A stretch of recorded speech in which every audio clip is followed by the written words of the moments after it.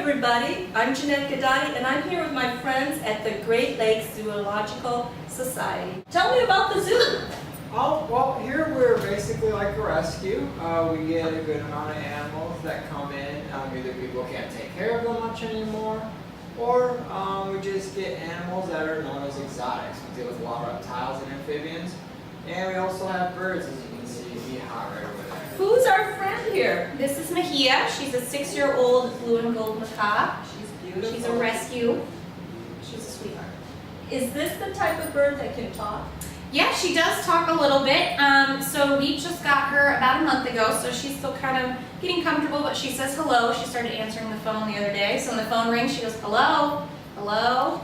She says, Get out of town. Yeah, she says, step up. She barks at the cars like a dog. Oh my goodness. And when nobody's paying attention to her, she makes dying sounds like, ugh. It's pretty hilarious. She has a sense of humor, everybody, and she's entertaining. And we're going to hear more about her, and it looks like she knows how to dance. She does. So we think she learned that behavior to get something she wanted. So anytime you have some kind of food or paper or something she wants, she dances. And I'm really here to talk to you guys about animal body language and animal behavior. And since you started here with the Great Lakes Zoological Society, what have you learned about animal behavior? I've learned a lot. Basically, animal behavior, that'll get you just about everything under the sun with them. A lot of it will come through either whether they're going to show, they'll show their emotions through their behaviors. You'll see some of the larger lizards, like the monitor lizards. Now what was that? Monitor lizards. Tell the audience what is a monitor lizard. Yeah, monitor lizards, they're the species of lizards, still under all those family Squamata. They're all from Varanus.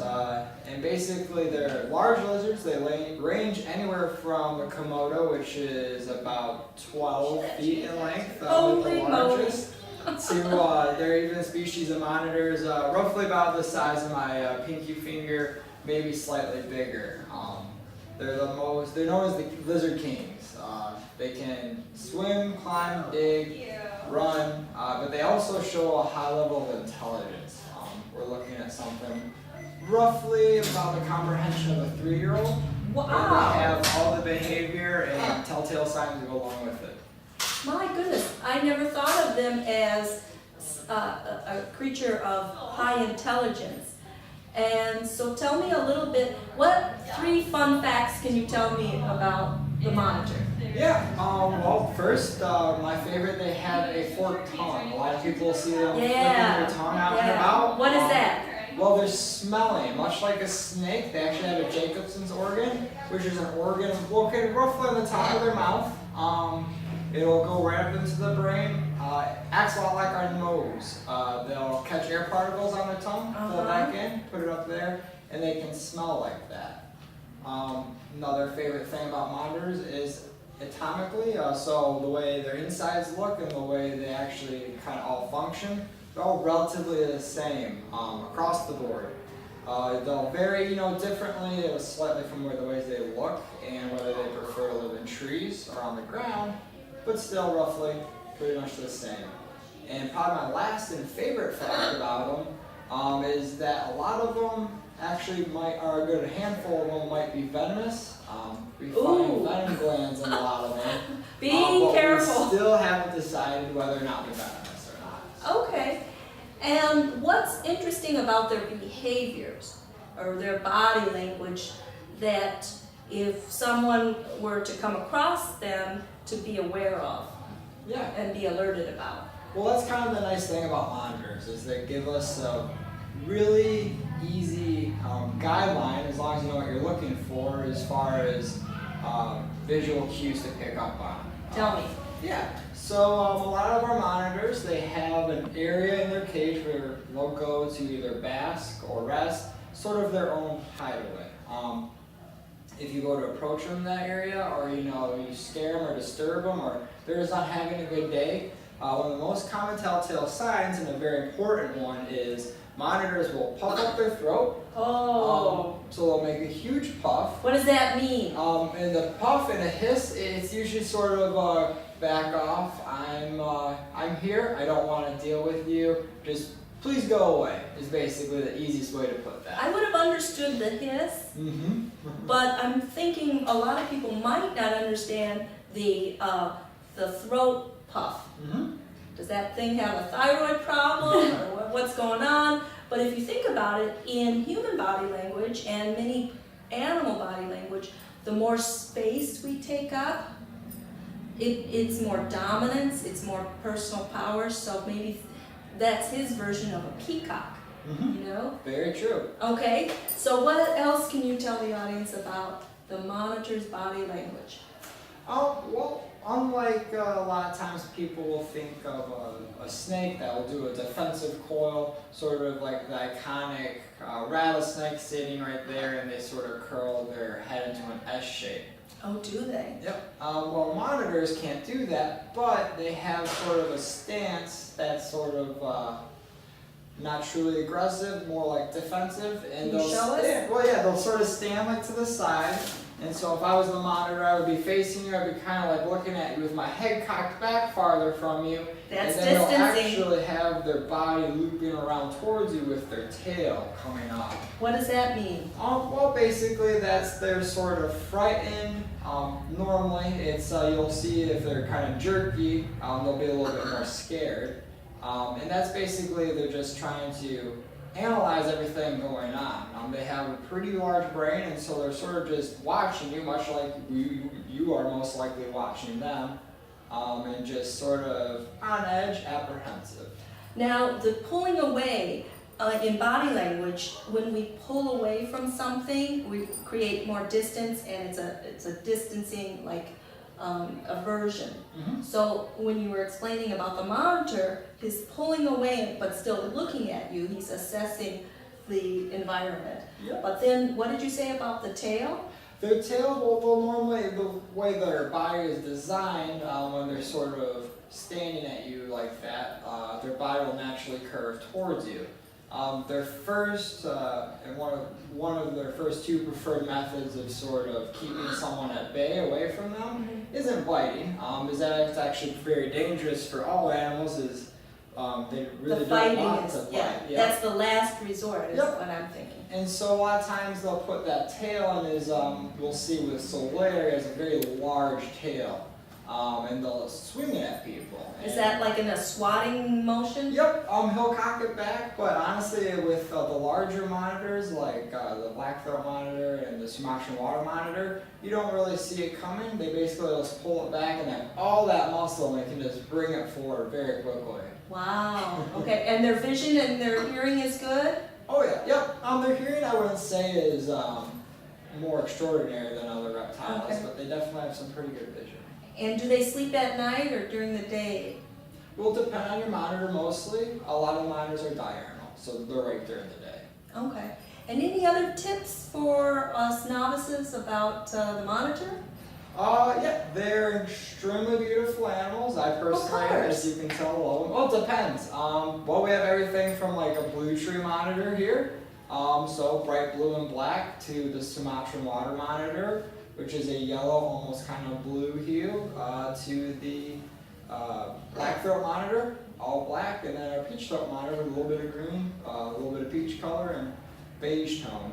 And I'm thinking that they camouflage and adjust to the environment or their natural environment, so. Yep, the monitors will sort of be, Can they most of the change time colors? natural tone. Nope, they can't Oh, change okay. colors themselves, but a lot of times, depending on the monitor, their scale tone will really reflect the environment they're from. And Caleb, where are they found? All throughout the world. All throughout, even in Michigan? Nope, they're not going to be found in the Americas. Oh, not in there America. we have a Where are they monitor concentrated? lake. Well, we have a lot in Australia. You'll see some in Africa, I didn't know that about Asia. Australia. Yeah. Oh, This they is have tons very- of monitors. This is very interesting. Any last words to share with the audience about the Great Lakes Zoological Society or you or your favorite animal? Well, if you guys haven't been to the Great Lakes Zoological Society, you should definitely stop on by. We're constantly expanding, and we have a lot of cool animals that you guys should come by and see. So And don't you have educational programs for youngsters? we do. Tell us about that. Well, we do shows for classes, our presentations for classes. We'll do presentations for larger groups. And birthday parties. Birthday parties. We have summer camp. We do have a summer camp as well. Jenny knows all about that. Yeah. She is our educational coordinator here at Great Lakes. Yeah. So, Well, thank you so yeah, much. I not a problem. appreciate that. Anytime. And let's hear about Jamie. Jamie, what brought you to the zoo? So that is probably the number one question I get. I grew up knowing that I wanted to work with animals, and it took me getting very lucky. I got an internship at Disney's Animal Kingdom doing conservation education. And in Florida. In Florida? So I got to work at that zoo, and I realized that that was actually a career, that people do this for a living. So I started researching master's degrees, and I got my master's degree from the University of Michigan. I'm originally from Texas, so I came up here just for that. And while I was working here, or while I was going to school, I actually found out about the Great Lakes Zoological Society. I started interning as an education intern, and then I was their summer camp director last year. And upon graduation, it worked out really well. They were able to hire me on as the education coordinator. I can definitely tell that Caleb and Jamie love animals and they're natural with animals, and they teach us, don't they? They do. We were just talking about that actually. Especially birds like Macaw here. Tell me about Macaw. They're very intelligent, so that's something people don't realize. Certain birds have been proven to have the intelligence of at least a 5 to 8 year old child, and that's just what they've proven. Most people assume that it is much higher, so they're very intelligent. They know exactly what's going on, and they know exactly what they're doing, so they will manipulate you, so they'll teach you human tricks. And you mentioned that the bird says certain words and phrases and has a sense of humor. I know of another bird, a African gray. Yes. And it seems like that bird answers or says sentences that make sense. They do.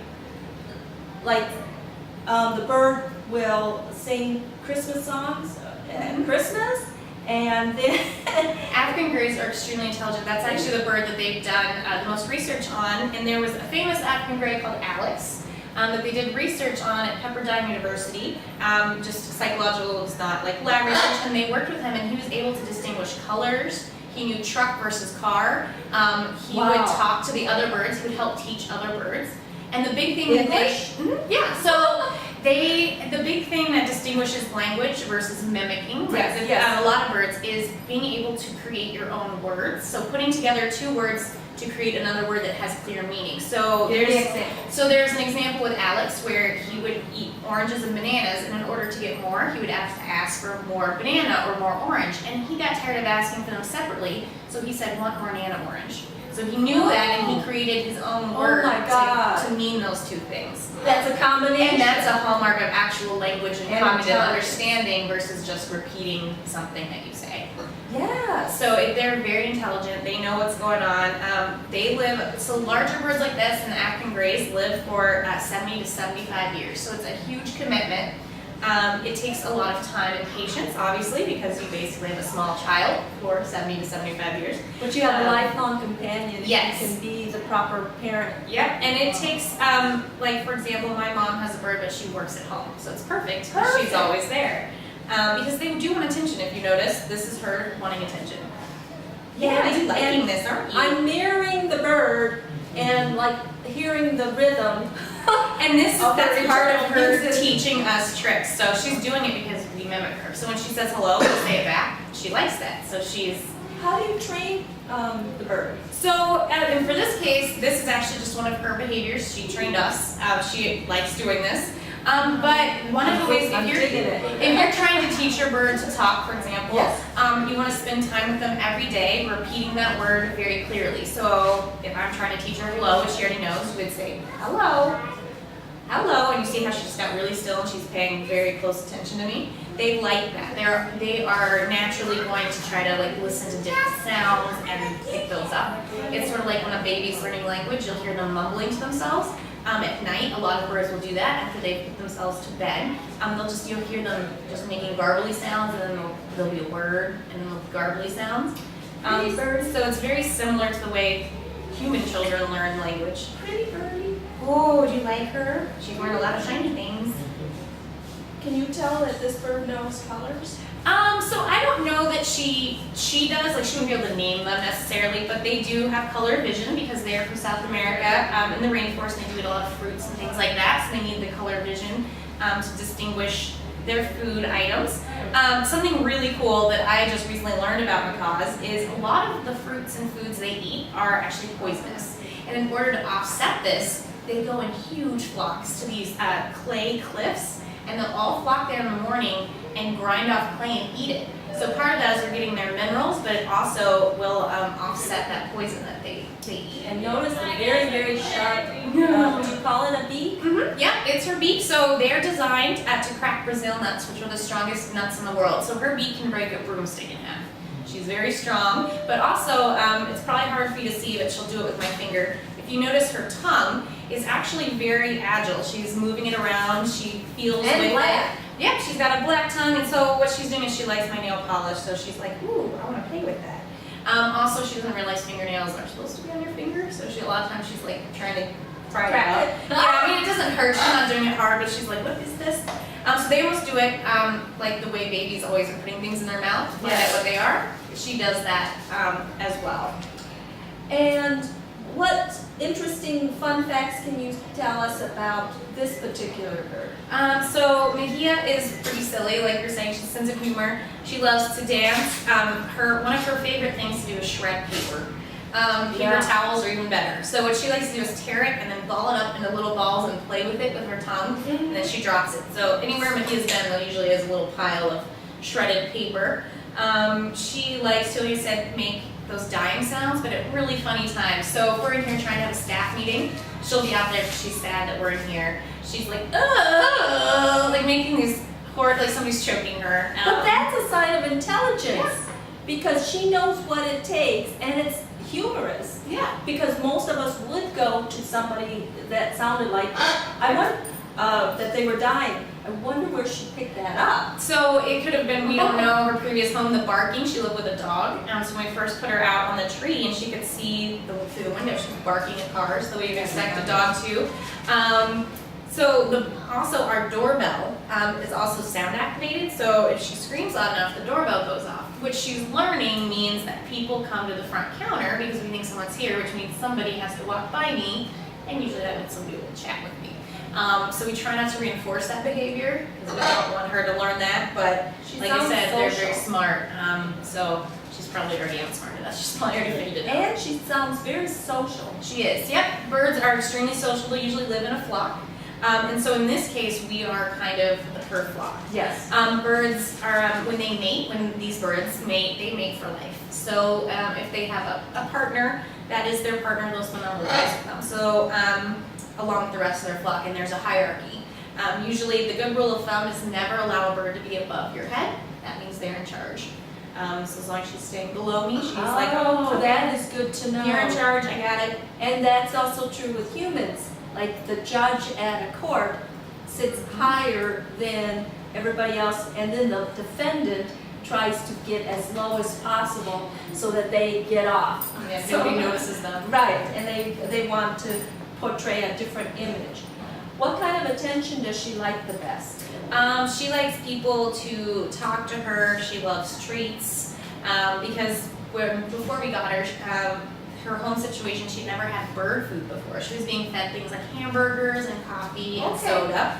Not healthy? Not healthy. And so she thinks anything, if you've got a coffee mug and you walk by her, she'll do whatever you want. She is dancing, she's bobbing, she's weaving, she's anything to get it. So she likes people, and so she still thinks that like her bird pellets, which she gets all the time, are treats because to her they're still new. So she likes that. She likes people to give her paper. So throughout the day, I'll bring scrap paper by and give it to her. She likes people just sitting there and talking to her and hanging out with her. If somebody's nearby, she's usually happy to sit there and, ooh, what are you doing? What's going on? Very interesting, and she's entertaining. So She's a big how draw. does this species mate?